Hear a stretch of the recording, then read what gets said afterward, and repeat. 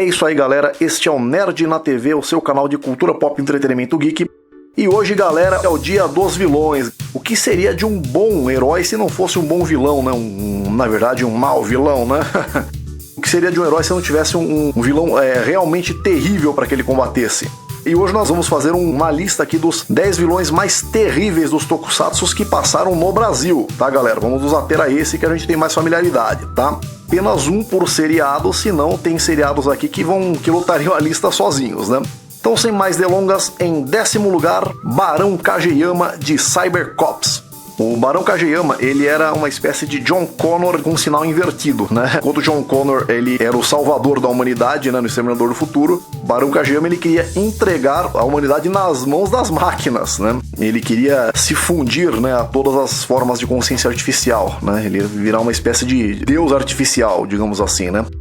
No final do seriado ele inclusive quase consegue, né? E ele realmente não tinha escrúpulos não, tá? Por causa da traição dele, a raça humana quase foi exterminada, né? No futuro do qual ele faz parte. Ao invés de simplesmente programar os androides que trabalhavam para ele com inteligência artificial, tudo para executar as tarefas que ele precisava, nos seus planos ele os programou para ter sentimentos. É o egocentrismo dele, né? Uma das androides, inclusive, era apaixonada por ele, que era a Madame Durvin, né? Ela que descobre que eram androides, né? Eles foram programados como humanos, né?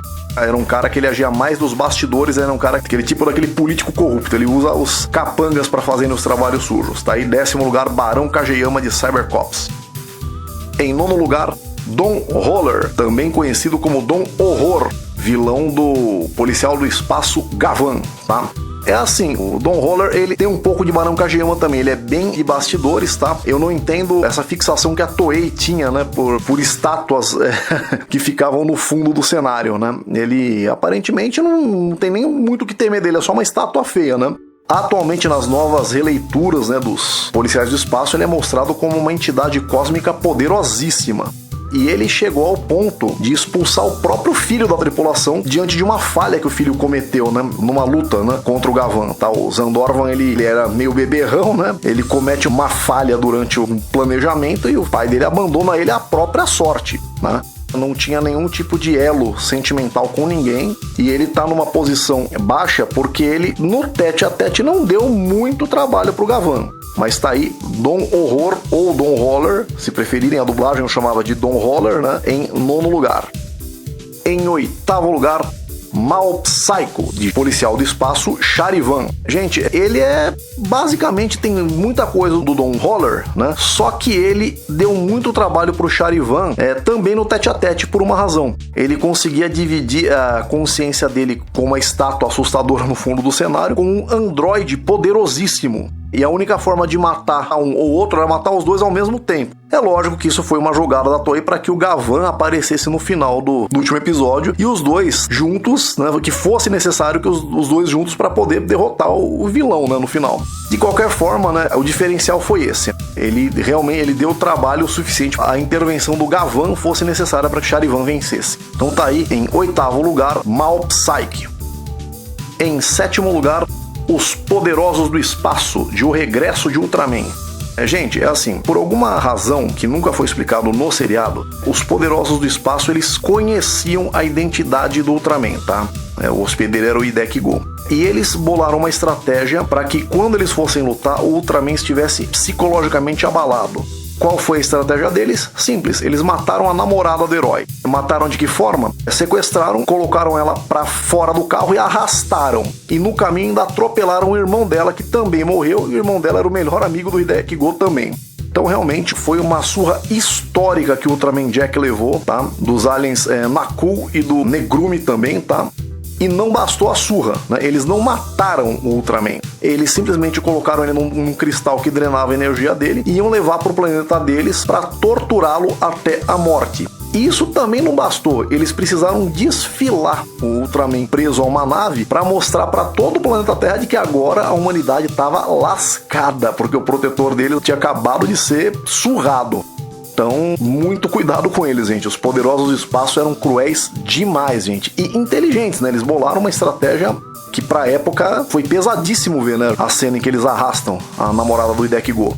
E se eles estão em 7º, esperem só pra ver o que vem por aí.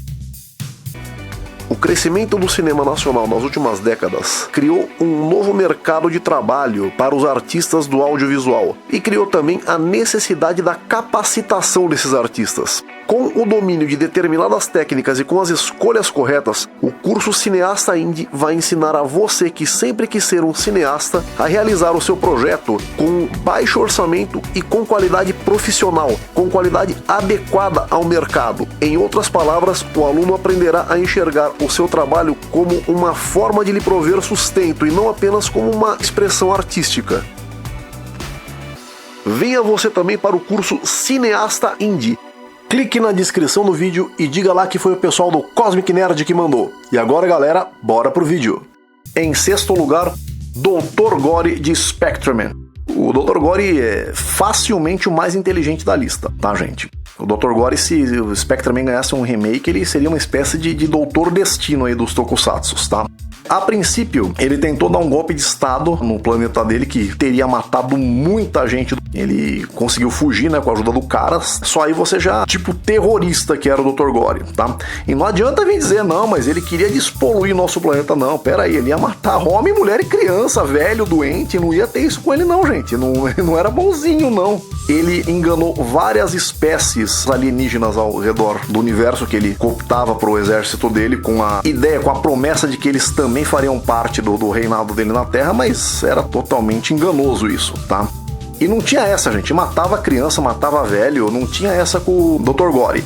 Numa cena pesadíssima pra época, ele pessoalmente, gente, ele não chamou ninguém pra sujar as mãos por ele. Ele, com o maçarico, ele vazou os olhos do Kenji, né, que era a versão humana do Spectreman. Ele extraiu os centros nervosos, tá, do corpo de um boxeador para usar isso num monstro que ele estava criando para enfrentar o Spectreman no último episódio. Não se enganem com o aspecto realmente um tanto cômico que o Dr. Gore tinha. É um cara perigosíssimo e com certeza tá nessa posição aí, não está mais elevado porque os demais são pestes, minha gente. Espera só para ver. Em quinto lugar, a família de Mantor, de Lion Man. Gente, a gente não pode se enganar aí com o aspecto um tanto precário aí das séries da AP Productions, tá? Eles tinham essa característica, eles carregavam muito no roteiro, talvez para compensar aí a falta de recursos, né? A família de Mantor era cruel demais, gente. Eles eram os vilões da segunda versão do Lion Man, que foi a que ficou famoso no Brasil, né? O Lion Man laranja, né? Ele parecia, sei lá, um sol asteca ou inca, né? Desenhado no chão, né? Punha muito respeito, dá a impressão que era só você jogar um caminhão de terra em cima que você ganhava dele. O problema eram os subalternos dele, gente. Eles entravam em vilas, desciam espadada em todo mundo, entendeu? Não tinha essa, mais uma vez como aconteceu com o Dr. Gore, não tinha homem, mulher e criança, velho, doente, eles passavam a espada mesmo, gente. Numa cena, num dos episódios mais tensos da série, a gente vê aqueles soldados ninjas rastejantes que mataram gente pra caramba ao longo da série, descendo a espada nas costas de um garoto, sei lá, de 10 anos no máximo. Matar criança é tabu até pro cinema de Hollywood, gente. Mostrar elas morrendo. E Lion Man não tinha essas, mostravam as crianças sendo mortas. Não é simplesmente mostrar morrendo, é sendo mortas, né? Então tá aí, família Mantor aí, no quinto lugar aí da nossa lista. Em quarto lugar, minha gente, se esse cara tá em quarto, se esse cara não subiu no pódio, você presta atenção só no tipo que vem chegando por aí, gente. Caçador espacial Kaura. Gente, olha só. O Kaura, ele, junto com a sua tripulação de caçadores espaciais, eles raptavam crianças, né? Não apenas crianças terráqueas, de várias civilizações alienígenas, né? E entregavam por um bom dinheiro ao cruzador espacial MES para que eles sofressem experimentos genéticos, né? Para que ela tivesse as suas biomoléculas extraídas, tá? Para a criação de monstros. O Kaura sabia muito bem o que era feito dessas crianças e dessas espécies todas, tá? Mas não se importava. Quando ele chega ainda nos primeiros arcos de histórias, ele não tem trabalho algum com os Flashman, ele bate nos Flashman sozinho, ele chicoteia o Barak completamente indefeso, entendeu? Foi o responsável direto pela destruição do Flash King. Num dado momento da série, ele se volta contra o cruzador espacial MES, que sempre contratava os seus serviços, e, dá um pau em todo mundo. Ele dá um pau em todo mundo juntamente com seu braço direito, o Galdan. Ele arrebenta os membros do cruzador espacial MES. Entende? Ele não teve essa com ele. E ele fez isso e nunca se tornou aliado dos Flashman. Nunca, tá? Por que ele não sobe no pódio, gente? Porque ele cometeu alguns deslizes que deixaram ele fora do pódio. Apesar de tudo isso que eu falei, o Kaura é extremamente leal aos seus subalternos, tá? Essa briga aí com o Cruzador Espacial Mess, onde ele se arriscou muito, né? Inclusive, tomou 2 frentes, né, de batalha. Aconteceu por quê? Porque os caçadores espaciais que faziam parte da sua tripulação foram usados nos experimentos do Dr. Keflin. E ele não tolerou isso, gente. Ele não tolerou isso, ele não aceitou. Muitos vilões, gente, não estão nem aí com subalternos, entende? O próprio Dr. Gore, que a gente comentou agora há pouco, também não está um pouco acima, porque ele, apesar de tudo que ele xingava o Caras, ele jamais abandonaria o Caras, entende? O Kaura jamais abandonou a tripulação dele, gente. E quando o braço direito dele, Gul'dan, também teve as biomoléculas utilizadas, a revolta dele dobrou. Apenas por essas, o Kaura não sobe no pódio, mas se não fosse por isso, poderia estar de talvez umas 2 posições acima, gente. Então tá aí o nosso 4º lugar, caçador espacial Kaura. Em 3º lugar, a medalha de bronze vai para o Príncipe das Sombras, minha gente. Shadow Moon, o candidato a imperador secular dos Gorgon, vilão de Kamen Rider Black. E, gente, agora todo mundo, eu acho que muita gente achou que ele estaria em primeiro, mas vamos lá, gente. Realmente o Shadow Moon era terrível, tá? Ele abriu mão do sentimento fraterno que ele tinha, né, com o Isamu Minami, com a própria irmã dele, abdicou da namorada dele também, entende? Para ser imperador secular de Gorgon. Apesar de terem dito que foi feita uma lavagem cerebral para que ele tivesse essa atitude, em muitos momentos dá a entender que ele gostou, né? Dá a entender, ele era extremamente sádico, o Shadow Moon. Ele não tinha problema nenhum em atacar civis, né, que não tinham nada a ver com a guerra dele, entende? Ele começou a destruir cidades e mais cidades apenas para que o Kamen Rider, né, tomasse a decisão de vir lutar com ele. Acabou acontecendo tudo, né? O episódio A Morte de Kamen Rider, a gente vê ali quanta vontade tinha o Shadow Moon de se tornar um imperador secular. Entretanto, neste episódio ele comete um deslize. Quando ele se transforma novamente no Nobuiko, algo do sentimento dele aflora e na hora de arrancar o Kingstone da barriga do Kamen Rider, ele desiste. Ele não arranca, gente. Num outro momento, né? A Pérola, uma das sacerdotisas de Gorgon, ela agarra o Kamen Rider e se coloca na frente de um raio do Shadow Moon, um ataque kamikaze, para que ele pudesse matar o Kamen Rider. Só que a ex-namorada dele se agarra aos dois. Aí o Shadow Moon para o ataque. E só quem morre é a própria sacerdotisa, a Pérola. Então, por esses 2 deslizes pequenos aí do Shadow Moon, ele não é pelo menos aí a medalha de prata. Sem dúvida, né? O cara era estiloso demais, não tem como negar. Em 2º lugar, para quem achou que não ia ter nenhuma vilã nessa lista, não apenas tem, como é a nossa medalha de prata, gente. Bruxa Galáctica Kyuza. Gente, alguns acharam, eu tenho certeza, que o Magaren estaria, né, na lista aí como vilão representando o Jaspion, né? Mas não, minha gente, o Magaren, apesar dele ser assim cruel e dele ser muito estiloso, acho que é mais por isso que o pessoal queria ele aqui, o Magaren, ele não era um cara que no tete a tete dava tanto trabalho pro Jaspion. A gente sabe disso, gente, tá? A gente sabe disso. Agora, a Kyuza, em 2 momentos, ela esteve muito perto de destruir o Jaspion. Nas 2 vezes em que eles se enfrentaram diretamente, a Kyuza quase derrotou o Jaspion. E com relação aos métodos, gente, bom, vamos lá. A Kyuza quase matou uma mulher grávida, pegou a filha dessa mulher e usou de refém. Ela exterminou alguns planetas ao longo da sua trajetória aí, tá? Isso é mostrado, né, no episódio Pânico do Balão, né? Que ela utilizando aquela estratégia de levar aqueles ovos dos monstros que pareciam balões e transformados pareciam aí meio que uma versão maligna do Pac-Man. Usando essa estratégia, ela dominou várias civilizações e governou vários planetas da Via Láctea em nome do Satangos, gente. Ela foi a vilã que mais perto chegou de construir o Império dos Monstros. Ela, na verdade, construiu, né, várias bases do Império dos Monstros em nome do Satangos e fez isso sozinha, gente. E veja bem, a população devorada, gente, era tudo, era bicho, era criança, era tudo. Ela é totalmente impiedosa, gente. Tinha muita lealdade para com os superiores dela, não com os subalternos, mas com os superiores, tá? Essa é a diferença dela pro Kaura, ou até pro Shadow Moon, por exemplo, ou pro Dr. Gore. E essa subserviência era por quê? Porque ela gostava de poder. Não porque ela tivesse amizade por eles, de forma alguma. Durante toda a sua estadia no seriado Jaspion, ela foi aí uma espécie de segundo comando do Magaren, né? Então tá aí, 2º lugar para essa terrível vilã, Bruxa Galáctica Kyuza. E agora 2 menções honrosas, minha gente. Vamos lá. Como a gente só colocou um de cada seriado, né? Esses 2 acabaram ficando de fora, mas eles poderiam tranquilamente estar nessa lista também, gente, tá? Um deles é o Guerreiro das Trevas Taurus, de Kamen Rider Black. Gente, o Taurus, ele deu muito trabalho pro Isamu Minami, tá? Ele tinha planos bem cruéis, bem diabólicos, tá? No tete-a-tete ele dava muito trabalho.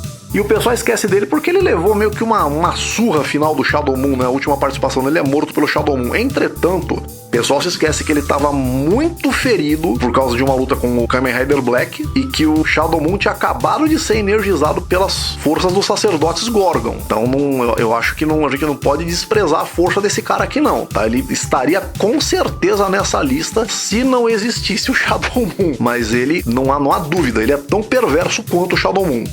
E também uma menção honrosa ao Vingador do Universo Galdan, braço direito de Kaura. Gente, ele é tão mal quanto o Kaura, ele é tão cruel quanto o Kaura e é tão poderoso quanto o Kaura. Por alguma razão ele tem alguma gratidão pelo Kaura, ele obedece às ordens do Kaura, ele é extremamente leal ao Kaura, tá? Cara, ele sequestrou e torturou o Dr. Tokimura, obrigando ele a construir um sintetizador biomolecular, sem ter certeza se o cara ia conseguir ou não. Complicado, cara. É 2 pestes aí que poderiam estar nessa lista aí, se a gente fosse expandir e colocar mais de um de cada universo na lista. Primeiríssimo lugar, não apenas medalha de prata, mas a medalha de ouro também vai para uma vilãzaça, gente. Rainha Aramis de Changeman. Galera, vamos lá, tá? A Aramis nunca teve trabalho com os Changeman, tá, gente? Nunca. Toda vez que se encontraram foi surra. Era ardilosa, tá? Ela ferrava não apenas com os Changeman, mas ferrava também com o Diluc, o cara que então era o comandante da nave Gosma, tá? Ela tinha aliados, mas ela não se preocupava, ela não se importava em sacrificá-los, gente. Usou o pirata espacial Hawker, que era apaixonado por ela, pra lutar com os Changeman, entendeu? Sem nenhum remorso, sugeriu que a Shima deveria ser sacrificada, né, no episódio A Morte de Buba, se isso fosse necessário para derrotar os Changeman. Quase sacrificou o Gyodai, e olha que o Gyodai era muito útil para eles, hein? Jogou o Diluc contra o Hara-Ross, tá? E assim, ela fazia isso por lealdade a Gosma? Não, porque ela inclusive já tinha se revoltado contra o Bazu em um evento que não foi mostrado, foi apenas mencionado na série. Não, porque ela queria voltar a ser a Imperatriz da Estrela Maso, que era a estrela dela, tá? Que era o planeta dela. O planeta era chamado de estrela por quem, Changeman? Eu queria só entender isso, tá? O planeta Maso, tá? Que onde ela devia reinar com mãos de ferro também, gente. Juntamente aí com o seu trio monstro, perseguiu aí a garota Nana até conseguir absorver dela a aura energética, onde ela fica mais poderosa ainda. E era uma estrategista fenomenal, gente. Muito perigosa de fato e merece estar aí na primeira posição. Ela não tinha essa de lealdade com o subalterno. Subalterno pra ela é peão, gente. É peão a ser descartado, tá? Galera, tem algum vilão que você acha que deveria estar nessa lista? Comentem aí, galera. Não esqueçam de curtir, de se inscrever e de compartilhar, galera. Beleza? Forte abraço, valeu!